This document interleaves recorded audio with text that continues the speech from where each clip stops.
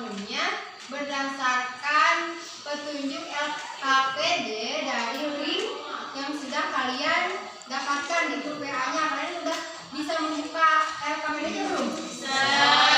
Kalau misalnya sudah bisa, kalian analisis berdasarkan struktur pembangun cerpen menurut intrinsiknya.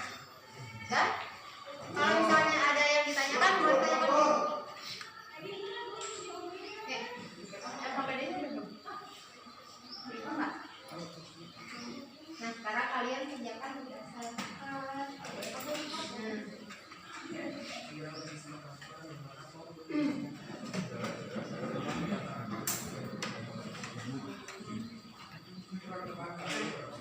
temanya bagaimana, latarnya bagaimana.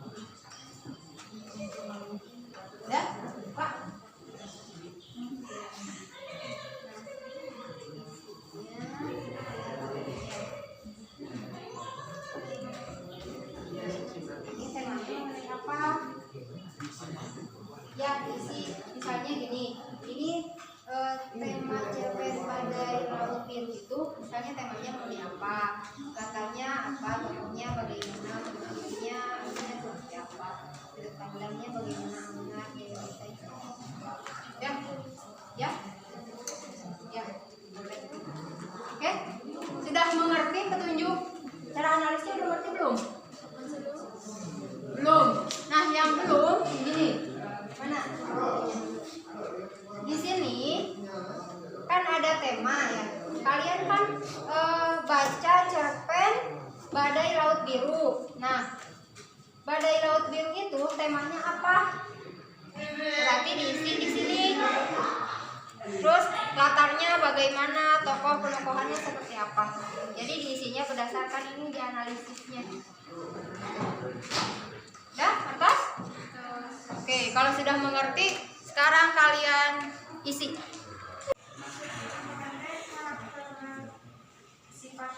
Jadi penokohan itu adalah karakter dari tokohnya. Misalnya di sini ada Kardi, ada Salim. Misalnya Kardi itu sifatnya seperti apa, Salim itu seperti apa sifatnya. Ya, atau misalnya baik buruknya, kalau misalnya tidak ada baik buruknya, berpenampilan seperti apa Salim dan Kardi itu. Nah, itu masuk juga ke penokohan. Ya, oke, ada yang tanyakan lagi? Nggak ada? Sudah selesai? Belum? Belum? Ada yang sudah selesai? Belum? Oke, kalau misalnya belum, dilanjutkan dulu.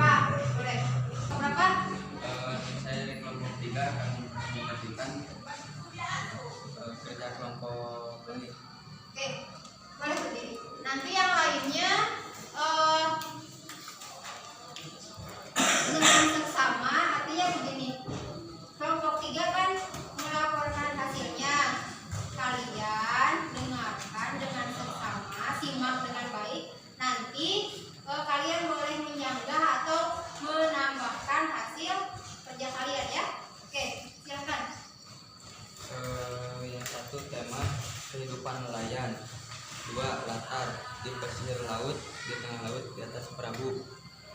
3. Tokoh Kardi, Salim, Kapten Ruslan, dan Rukmini.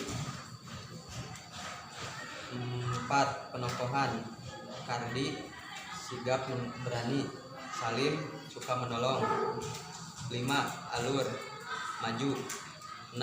Sudut pandang orang pertama karena menggunakan nama orang. 7. Amanat harus berhati-hati. 8. Gaya bahasa matahari membakar pantai berpasir hitam hingga terasa membara. Oke, apakah ada yang menemukan yang berbeda atau menemukan gaya bahasa misalnya? Ini kan kelompok 3 itu hanya menemukan satu gaya bahasa. Apakah kelompok lain ada yang menemukan? Saya, Bu. Oke, laporkan apa? Menurut kelompok A, ada yang menambahkan tentang bahasa yaitu tiang-tiang layar perahu bagai gemeteran dipermainkan angin dan ombak, hingga perahu-perahu tua itu bagai menari-nari di bibir pantai. Oke, terus amanat yang ada dalam badai laut ini bagaimana? Apakah ada yang menemukan yang berbeda? Amanatnya mengenai apa? Apa amanat yang bisa kita petik dari cerpen tersebut? Siapa yang mau melaporkannya? Ya, boleh kelompok berapa? Kelompok 4. Oke, berdiri. Digunakan ya. Oke. Amanatnya apa? Bekerja sama dengan lingkungan. Bekerja sama dengan lingkungan. Kalau misalnya kita akan bertindak, otomatis kita harus melihat lingkungan itu apakah mendukung atau tidak. Oke, siapa lagi? Oke, apa amanat yang bisa kamu petik dari itu? Saling menjaga satu sama lain. Oke, berarti kita itu sebagai makhluk sosial harus ada kerjasama dan saling menolong. Oke, terima kasih. Nah, kalian kan sudah bisa nih menganalisis unsur pembangun berdasarkan unsur intrinsiknya. Oke, sekarang kita lakukan lagi post testnya. Kalian isi yang tadi, soal yang tadi Ibu bagikan. Coba.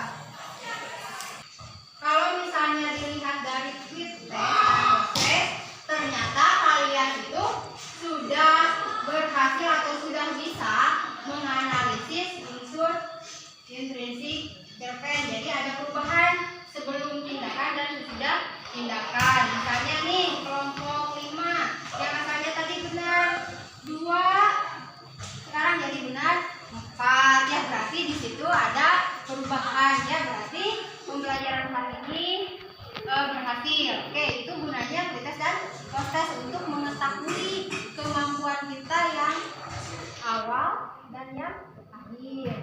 Oke, pembelajaran hari ini kita selesaikan cukup sekian.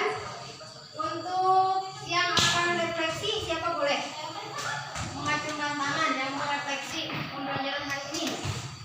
Siap berdiri. Siapa namanya teh? Namanya siapa? Nasrullah. Nasrullah. Oke, berdiri Nasrullah. Oke, bacakan apa yang mau disampaikan. Kita belajar tentang apa? Tema, latar, tokoh, penokohan, alur, sudut pandang, amanat. Oke, nah hari ini kita mempelajari tentang unsur pembangun cerpen dari segi intrinsiknya. Nah, teman kalian sudah melakukan refleksi. Pembelajaran hari ini dicukupkan sekian. Terima kasih. Assalamualaikum warahmatullahi wabarakatuh.